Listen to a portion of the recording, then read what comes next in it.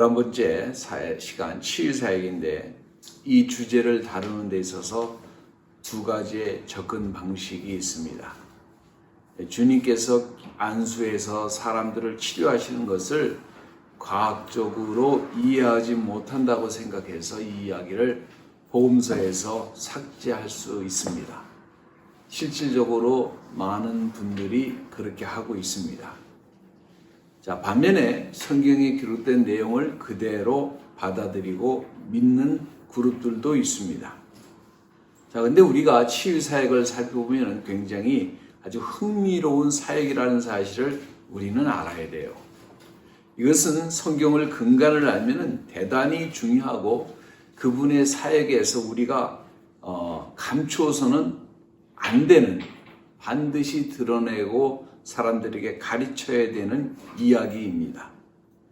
예수님의 사역을 나누면 가르치시는 사역, 설교하시는 사역, 그리고 치유 사역입니다. 이것은 단지 대상의 동종으로 시작되는 일만은 아닙니다. 이것은 인간을 회복시키는 데에 필요한 그분의 아주 중요한 사역 중의 한 부분이기도 하다고 하는 사실입니다. 자, 육신은 영혼과 함께 인간의 중요한 요소입니다. 육신을 치료하는 것은 메시아로서 너무나 당연하신 사역이에요. 자, 제자들을 보내실 때에도 제자들도 똑같이 안수해서 육신을 치료하기를 원하셨던 것이 예수님의 뜻이에요.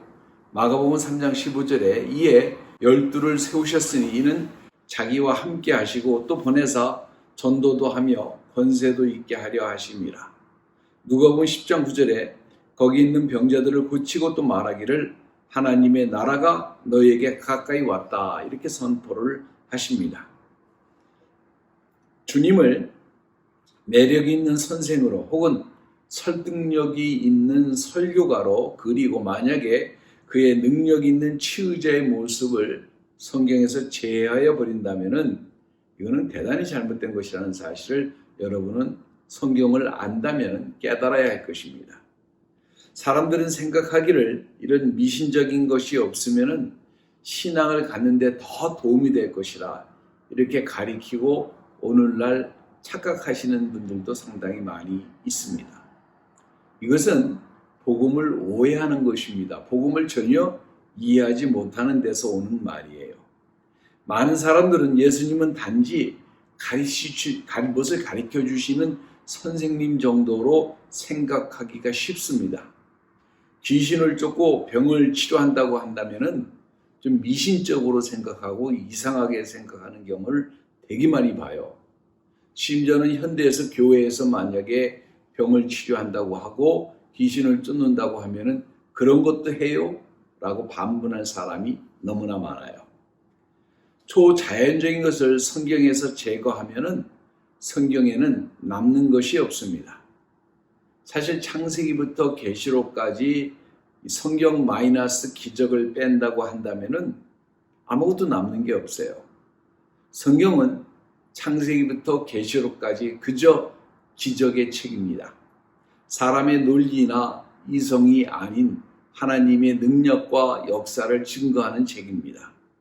자, 그리고 예수님께서 가르쳐 주신 중심 사상은 좋은 사람 되라, 착한 사람 되라, 사랑하는 사람이 되라가 아닙니다. 예수께서 가르쳐 주신 모든 가르침의 중심 사상은 하나님의 나라입니다. 천국이에요. 자, 그러면 천국에서 누가 다스려야 됩니까? 하나님이 다스리는 것입니다. 어두운 영이 사람을 다스려서는 안 됩니다. 질병이 사람을 좌지우지해서도 안 됩니다. 주님의 사명은 이 땅에서 천국을 선포하시고 그리고 천국을 개개인에게 이루어 주시는 것이 주님의 뜻입니다. 주님의 사역에는 항상 치유의 사역이 그래서 함께 있는 것입니다. 자, 이것을 이해해 보도록 하겠습니다. 어떻게 치유하셨는지 그리고 왜 치유하셨는지 우리가 살펴봐야 합니다. 다른 말로 두 가지 동기를 살펴보는데 하나는 동기를 또 다른 하나는 어떻게 하셨는지를 우리가 한번 살펴보려고 합니다. 왜 주님께서는 질병을 치유하시는데 많은 시간을 그렇게 할애하셨는가? 그리고 그 치유는 어떻게 일어났는가 하는 이야기입니다. 자, 먼저 사람들의 생각을 보면은 자신의 어떤 신성함을 보여주기 위해서 치유가 일어났다고 생각을 합니다. 그래서 예수님이 자신의 신성함을 보여주시기 위해서 치유 사역을 시작했다고 생각합니다. 그러므로 당신의 가르침을 더 강조하려고 하십니다. 이것을 행함으로 사람들의 관심을 끌 수 있고 이것이 예수께서 선택하신 방법 중에 하나일 것이라 라고 생각하는 것입니다. 근데 여러분 아세요? 주님은 세상에 관심을 끄는 데는 별 관심이 없으십니다. 이런 생각은 사단의 시험 중 하나를 생각할 수 있어요. 자, 두 번째 시험에서 뭐라고 그러죠? 높은 성전에서 뛰어내려라. Show yourself 이거예요. 내 자신을 한번 누구인지 보여줘라 이거예요. 근데 예수님이 어떻게 하셨습니까? 거절하셨잖아요. 똑같습니다. 자, 이런 동기는 자신을 입증하려고 하는 것인데 이것은 주님의 성품과 대치되는 것입니다.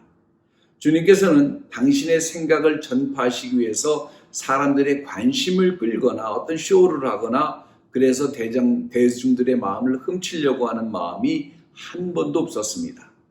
주님께서는 대중의 명성에서 도망다니셨어요. 오히려 복음서에서는 보면은 주님은 당신의 제자들에게 당신께서 하시는 일들에 대해서 될 수 있으면 언급하지 아니하도록 이렇게 가르쳐 주십니다. 마태복음 8장 4절에 예수께서 이르시되 삼가 아무에게도 이르지 말고 다만 가서 제사장에게 내 몸을 보이고 모세의 명한 예물을 드려 저희에게 증거하라 이렇게 가르쳐 주십니다. 마가복음 8장 26절에 예수께서 그 사람을 집으로 보내시며 가라사대 마을에도 들어가지 말라 하시니라. 누가복음 8장 56절에 보면 그 부모가 놀라는지라 예수께서 경계하사 이 일을 아무에게도 말하지 말라 이렇게 얘기를 하십니다. 주님께서는 당신께서 행하신 일에 대해서 공개 방송하는 것을 별로 이렇게 달가워하지 않으셨습니다. 왜 이렇게 비밀을 강조하셨습니까?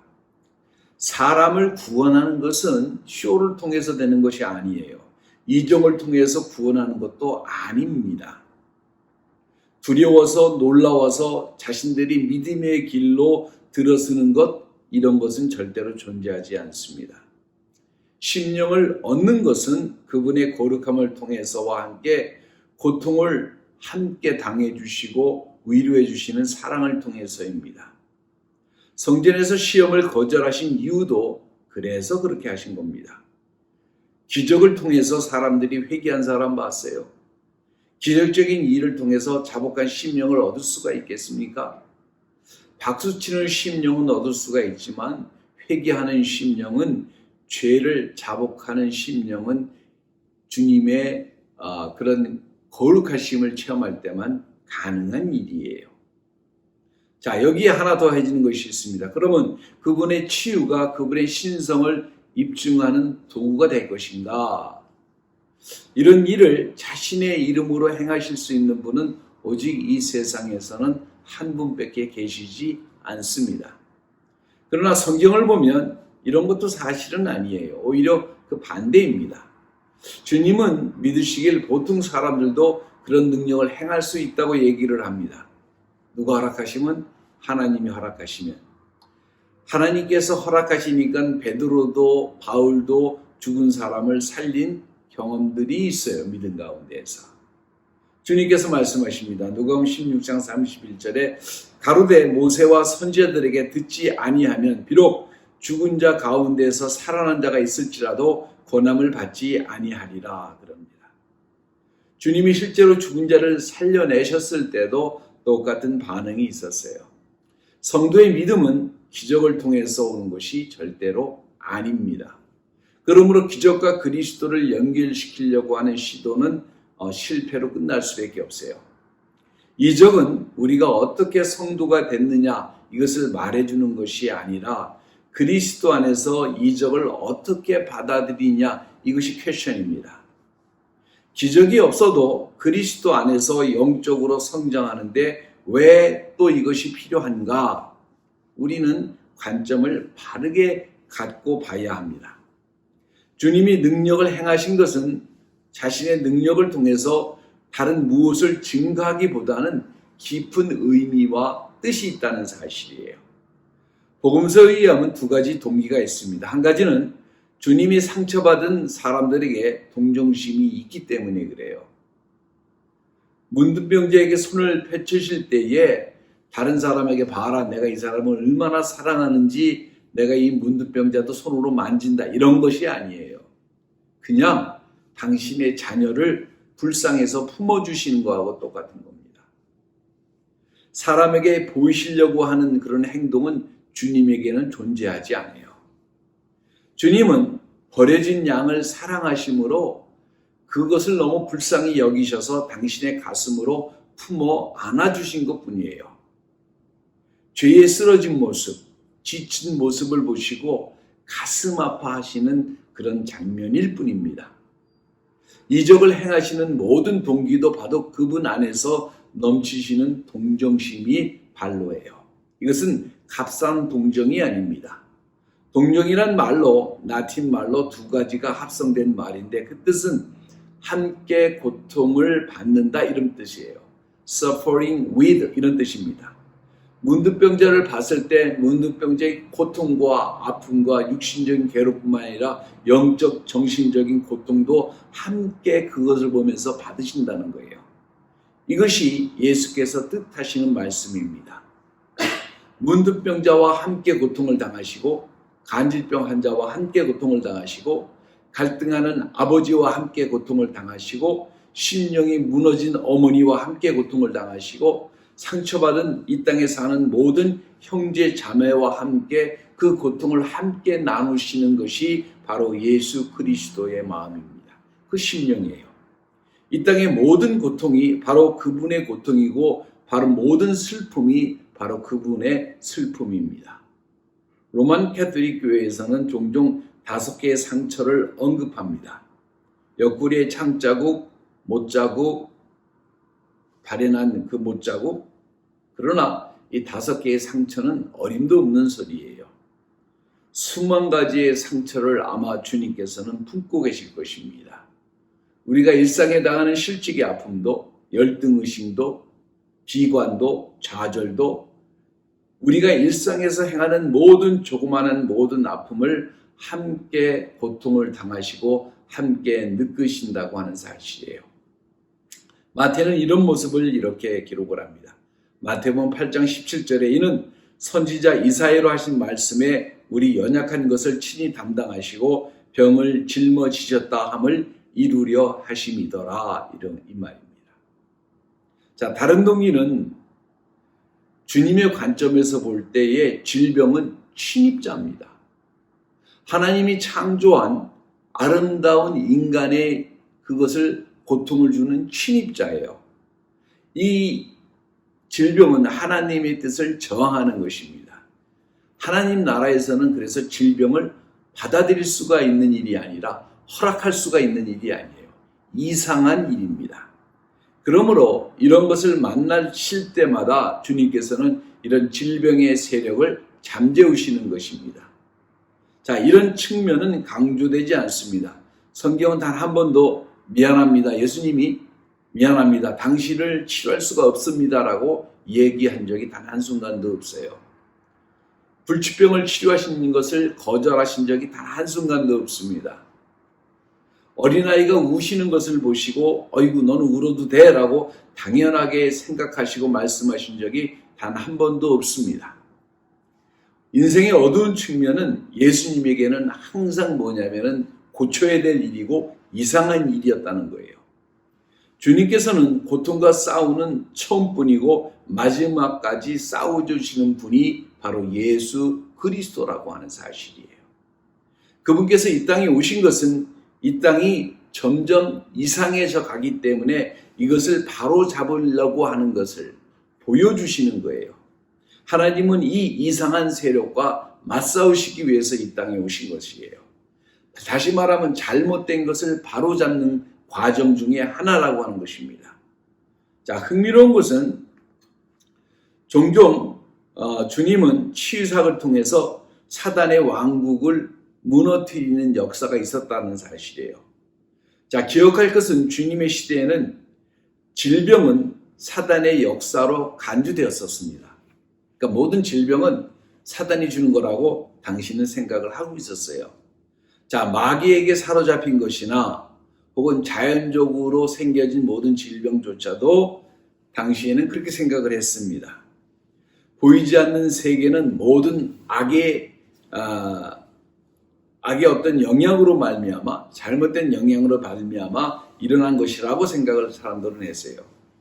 치유가 일어난 곳은 악의 세력이 물러난 것을 반면에 의미하는 것으로 받아들였습니다. 자, 그러므로 예수께서 그 제자들에게 이런 이적을 행하신다거나 스스로 행하신 많은 것들도 이 위대한 역사가 지속되는 것을 반복적으로 우리에게 가르쳐주고 있는 거예요. 즉, 악의 세력이, 어둠의 세력이 바로 이런 일을 통해서 약화되어지고 흔들리고 쫓겨난다는 사실을 증거하는 것입니다. 다시 말하면 어두운 세력이 떠나면서 빛의 왕국과 하나님의 나라가 반면에 임한다라고 하는 얘기예요. 누가복음 11장 20절에 그러나 만일 내가 하나님의 손을 힘입어 귀신을 쫓아내는 것이면 하나님의 나라가 이미 너희에게 임하였느니라 라고 이렇게 얘기를 합니다. 제자들이 전도 여행 중에 와서 자신들에게 임한 증거를 주님에게 막 자랑스러워서 흥분한 상태에서 보고를 했을 때 주님께서 뭐라고 그러셨어요. 누가복음 10장 17절과 18절에 70인이 기뻐 돌아와 가로되 주여 주의 이름으로 귀신들도 우리에게 항복하더이다. 그러니까 예수께서 이르시되 사단이 하늘로서 번개같이 떨어지는 것을 내가 보았노라. 이렇게 말씀하십니다. 그러므로 귀신을 쫓아내는 것, 병자를 치료하는 것, 이적을 통해서 이루어지는 것은 뭐냐면 거룩한 주님의 동정심과 더불어 주님의 가르치시는 중심사상인 하나님의 나라가 우리에게 각계인에게 임하기도 하고 가까이 왔다라고 하는 것을 증거하는 도구가 됐다는 사실이에요. 이해가 좀 많이 되셨어야 생각을 합니다. 자, 그러면 왜 주님께서는 치유 사역을 하셨는가에서 어떻게 하셨는가로 우리가 한번 돌아가도록 하겠습니다. 그럼 어떻게 하셨는가? 어떻게 치유 사역에 행해졌는가 이거예요. 자, 먼저 주님은 무죄한 분이십니다. 죄가 없으세요. 주님께서 행하는 병 고치거나 어두운 영을 쫓는 것은 단지 마술이 아니고 어떤 비법이 아니에요. 방법이 아닙니다. 이것은 바로 주님의 도덕적 완성을 알리는 능력이기도 해요. 우리는 모든 우주를 창조하신 그분께서 우주의 법으로 우리를 다스리는 것을 먼저 알아야 합니다. 자, 하나님의 법에 현실적으로 이것이 적용되느냐, 가능하냐, 불가능하냐를 따지는데, 자, 우리는 모두 지금 현재 상태에서 모든 인간들은 죄의 상태에서 벗어날 수가 없습니다. 죄가 부여하는 명백한 한계점 안에 살고 있어요. 죄의 노예에서 벗어난 명백한 한계점에서 벗어난 사람이 있다면은 분명하게 전례도 없고 저기도 없는 불가능한 무지한 사람이 정말로 산다고 한다면은 정말로 계산 불가능한 일들이 그 사람에겐 생길 수밖에 없을 거예요. 즉 무지한 사람이라는 것은 전례가 없는 일인데 예수님은 뭐예요? 무지하신 분이에요. 제가 눈꽃만큼도 없는 분이에요. 그분의 법은 육신적으로 행하는 것뿐만 아니라 생각하는 거예요. 마음속으로도 생각하는데 그 생각하는 그 마음이 깨끗하신 분이에요. 죄가 없는 거예요. 속으로 어떤 여인을 사랑하고 음욕으로 품고 예전에 그런 영화가 나오니까 어떤 많은 사람들이 야 정말 예수님을 인간적으로 잘 그렸다 그러는데 그런 건 다 허구입니다. 왜? 그러면요 예수님의 하나님의 법에 의하면은 다 죄인이에요. 음란죄 다 들어가요. 그러면 우리가 얘기하는 예수님은요 이중인격자가 되는 거고 우리는 또 다른 메시아를 기다려야 돼요. 그리고 십자가에 못 박혀 죽으신 예수님은 부활할 수가 없는 거예요. 죄가 있기 때문에. 예. 자, 근데 만약에 이런 분이 아무 일도 행하지 못한다면 오히려 그것이 이상하지 않아요? 오히려 그걸 놀라워해야 되지 않습니까? 이것이 뭐냐면 정상적인 무죄한 분의 표현이에요. 죄가 없는 분이 표현할 수 있는 하나의 능력입니다. 바로 이것이 최고봉이 뭐냐면 부활이에요. 부활. 왜? 죄의 값은 하나님의 법에 의하면 사망이에요. 근데 다시 말하면 죄가 없는 사람은 죽을 수 있어요? 없어요? 없어요. 무죄한 사람이 죽으면 이상한 일입니다. 그러니까 예수님은 돌아가실 수가 없는 거예요. 왜? 그분은 부활하실 수밖에 없는 거예요. 왜? 죄인이 죽는 것은 당연하지만 죄가 없는 사람이 죽을 수가 없기 때문에 그래요. 죽음도 질병도 모두 그분 앞에 복종할 수밖에 없는 이유입니다. 사도행전 2장 24절에 하나님께서 사망의 고통을 풀어 살리셨으니 이는 그가 사망에 매여 있을 수가 없음이니라 이거예요. 다시 강조하면 그분의 모든 사역의 근간은 그분이 무죄한 데에서 죄가 없다는 데에서 나오는 역사예요. 그게 첫 번째 이유입니다. 자, 두 번째 요인은 그분의 강력한 믿음에서 역사가 시작을 합니다. 제자들이 그래요. 우리는 왜 귀신을 쫓지 못합니까? 저도 그런 얘기를 수없이 들었어요. 나도 목사인데 목사님 왜 나는 귀신을 못 쫓아요? 나는 왜 귀신을 못 봅니까? 그랬을 때 주님께서 이 말씀을 해주십니다. 마태복음 17장 20절에 가라사대 너희들의 믿음이 적은 영보이니라. 진실로 너에게 이르노니 너희가 만일 믿음이 한 겨자씨만큼만 있으면 이 산을 명하여 여기서 저기로 옮기라 하여도 옮길 것이요 또 너희가 못할 것이 없으리로다 이렇게 얘기를 합니다. 그리고 주님은 이 같은 절망적인 케이스를 직면하시고 바로바로 해결을 해주세요. 반은 의심을 가지고 반은 될까는 마음을 가지고 이적을 행하는 것이 아니라 이 반쯤 믿는 그것이 뭐냐면 하나님의 역사에 흐르는 선을 막는 역할을 하기 때문에 그래요. 그래서 주님은 이적을 행하실 때에 전적으로 하나님을 믿고 그리고 행하시는 것입니다. 그때 하나님의 능력이 아주 폭포수같이 흐르게 되겠죠. 마태복음 21장 22절에 너희가 기도할 때에 무엇을 구하든지 믿고 구하는 것은 다 받으리라 이렇게 얘기를 합니다. 그분의 인생은 이 원리에 정확하게 적용되고 그분은 그 원리대로 사셨고 말씀하시고 가리키시고 그 삶을 그렇게 사신 분이세요. 이적과 기사는 바로 아들의 전적인 믿음에 응답하시는 하나님의 역사입니다. 자, 마지막으로 주님을 믿는 믿음을 통해서 하나님 안에 있는 예수의 믿음을 통해서 역사를 합니다. 치유를 하려고 해도 치유가 멈춰지는 일도 있습니다. 병자는 계속해서 아프고 쩔뚝거리는 기도했음에도 계속해서 쩔뚝거리고 다니실 수가 있어요. 왜 그렇습니까?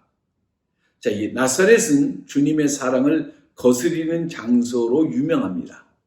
마태복음 13장 58절에 저희가 믿지 아니함을 인하여 거기서 많은 능력을 행치 아니하시느니라 이렇게 얘기를 합니다. 믿음이 어린아이 같을 경우 불 붙자마자 번집니다. 주님께서 치료하시기 전에도 가끔 행하시는 우리가 이해하지 못하는 일들이 있어요. 치료하실 때. 마태복음 7장 33절에 보니까 어떤 사람을 치료하시는데 예수께서 그 사람을 따로 데리고 무리를 떠나 손가락으로 그 양기에 놓고 침 뱉어서 그의 혈에 손을 대시며 약간 좀 지저분하잖아요. 그죠? 자, 이런 일인데 우리는 이걸 이해하지 못합니다. 무엇을 하시려고 그런지 알 수가 없어요.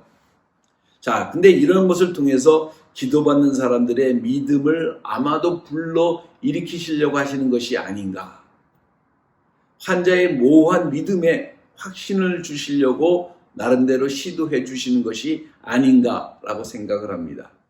물론 그분은 하나님이세요. 그러니까 무엇이든지 할 수가 있습니다. 하지만은 그렇게 행해 주심으로 기도받는 사람들의 마음을 열게 하시고 믿음이 더 생기도록 하신 게 아닌가 이렇게 생각을 합니다. 그러면서 어떤 것이 와요? 치유가 옵니다. 믿음을 먼저 주시고 그리고 치유해 주세요. 항상 예수님께서 기도해 주시기 전에 뭐라고 말합니까? 내가 이것을 행할 것을 믿느냐. 이 말을 수도 없이 하세요. 마태복음 9장 28절에 예수께서 집에 들어가심에 소경들이 나오거늘 예수께 이르시되 내가 능히 이 일을 할 줄을 믿느냐? 대답하되 주여 그러하노이다. 그리고 기도해 주세요. 자, 기도받는 자의 믿음도 그래서 굉장히 중요합니다. 자, 마지막으로 치유의 사역은 하나님의 능력이 그분 안에서 드러내지는 거예요. 하나님의 성령이 한량없이 그분 안에 부어주셨고 거하고 계십니다. 요한복음 3장 3절에 하나님의 보내신 이는 하나님의 말씀을 하나니 이는 하나님이 성령을 한량없이 주십니다. 이렇게 얘기를 했잖아요. 한량없이, 이 영어가 뭐냐면 unlimited예요.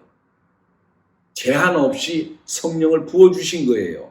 한량없이 부어주셨다는 얘기는 성령의 능력으로 무엇이든지 다 행하셨다는 얘기입니다. 반면에 한량없이 성령을 부어주셨다는 얘기는 한량이시 성령을 오늘날 부어주실 수도 있다는 얘기예요. 실질적으로 그렇습니다. 왜 그러냐? 여러분, 예수님은요, 단 한 번도 못 고치는 질병이 없었어요.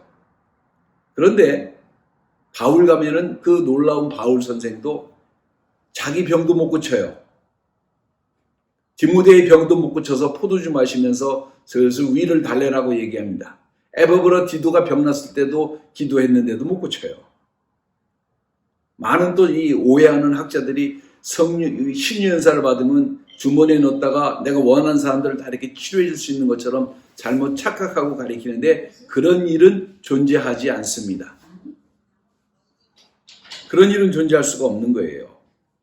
그러니까 다시 말하면 뭐냐면은 하나님께서 어떻게 하시냐면은 오늘날 그 예수님 이 일에는 한량이시 한계이시 성령을 부어주시기 때문에 사람들의 능력이 다 다른 거예요. 그것도 우리가 알아야 합니다. 자, 그분의 일은 전능하신 하나님의 일입니다. 하나님의 성령으로 이적과 기사를 행하셨습니다. 주님께서 당신이 마귀를 쫓아내는 것은 성령님의 힘이라고 직접 말씀하십니다. 마태복음 12장 28절에 그러나 내가 하나님의 성령을 힘입어 귀신을 쫓아내는 것이면 하나님의 나라가 너희에게 이미 임하였느니라 이렇게 얘기합니다. 내가 하나님의 성령을 힘입어 귀신을 쫓아내는 것이면 자, 누구의 힘을 힘입어서 성령께서 역사하셔서 귀신을 쫓아내는 것입니다. 오늘 많은 목사님들입니다. 왜 나는 귀신을 쫓아내지 못합니까? 왜 나는 귀신도 못 봅니까? 그걸 왜 나한테 물어봐요? 왜 역으로 얘기하면 왜? 성경에서 말씀해 주시잖아요. 성령을 힘입어야 되는 거예요. 또 어떤 학자는 그렇게 얘기합니다. 예수님이 오셨을 때는 당시에는 귀신들이 많이 역사를 했다. 이런 바보 같은 소리가 어디 있어요? 예수님이 가시는 곳마다 귀신들이 드러나는 거예요. 왜? 그 안에는 성령이 충만하기 때문에 악령으로 가득 찬 사람들이 숨길 수가 없는 거예요. 오늘날에 왜 귀신이 없어요? 귀신이 없는 게 아니라 성령이 충만한 사람이 없는 거예요. 제자들에게도 이런 이적과 기사가 똑같이 나타납니다. 이유는 뭐예요? 바로 성령이 충만하게 임하였기 때문에 그들에게 부어주셨기 때문에 그들이 가는 곳마다 뭐가 일어나요? 이적과 기사가 당연히 일어나는 거예요. 하나님의 성령이 계신 곳에서는 말로 하지 않습니다. 말로 하는 자를 경계하라고 얘기하잖아요, 성경에서. 말과 능력이 함께 나타나야 되는 것이에요. 제자들에게도 똑같이 이런 이적과 기사가 일어났는데 그 이유는 뭐예요? 바로 성령님이 함께 하셨기 때문에 성령을 힘입어 나타난 역사인 것입니다. 사도행전 1장 8절에 그래서 뭐라고 그랬냐면은 오직 성령이 너에게 임하면 너희가 성령의 권능을 받고 예루살렘과 온 유다와 사마리아와 땅끝까지 이르러서 내 증인이 되리라 이렇게 말씀하십니다. 치유는 하나님의 전능하신 능력의 일부분을 나타내는 것이고 우리에게 깨닫게 해주시는 것입니다. 그래서 치유는 굉장히 중요한 사역이에요. 하나님 나라를 증거하는 일입니다. 이것을 마치 미신이나 어떤 이단 집단처럼 치부한다면은 그 집단이 문제 있는 거예요. 그런 사고와 같은 생각을 가지고 있는 목회자는 회개를 해야 합니다. 내가 귀신 쫓지 못하는 것을 오늘날 가슴을 치고 회개해야 되고, 내가 병자를 치료하지 못하는 것에 대해서 가슴을 치고 회개를 해야 돼요. 물론 우리가 모든 병자를 다 치료할 수 없습니다. 모든 귀신들을 다 치료할 할 수 없겠죠. 하나님이 허락하신 안에서 하겠죠. 그러나 그런 일들이 나타나야 되는 것이 정상인 것입니다. 저는 여러분들이 예수를 쫓기를 바라요. 시대의 흐름을 쫓지 마십시오. 예수께서 가르치시고 행하신 그것을, 예수님께서 뭐라고 하셨습니까? 내가 행한 것을 너희도 행하리라. 내가 행한 것보다 더 큰 것도 너희는 행하리라. 물론 더 큰 능력을 행한다는 건 아니에요. 뭐냐면 더 많은 역사를 행할 수 있겠죠. 더 많은 이 매스 미디어 시대에 더 많은 역사를 행할 수 있겠죠. 키포인트는 바로 그것입니다. 여러분 사모하십시오. 그리고 성령님의 임재로 채우시는 여러분 되시기를 예수의 이름으로 축원합니다. 기도하겠습니다. 하나님 아버지, 감사와 찬송과 영광을 아버지 앞에 드립니다. 주님이 그러하셨듯이 저희들의 심령에도 동정하는 마음을 주시고 함께 고통을 느낄 수 있는 믿음을 주시고 담대하게 예수 그리스도의 이름으로 손을 들어 이적과 기사와 권능과 능력을 행하며 하나님 나라를 선포하며 아버지 하나님이셔 사단의 나라를 물리치는 아버지 능력의 일꾼들로 우리 다 한 사람 한 사람 구별해 세워 주옵소서. 감사와 찬송과 영광을 아버지 앞에 돌리며 예수 그리스도의 이름으로 기도합니다.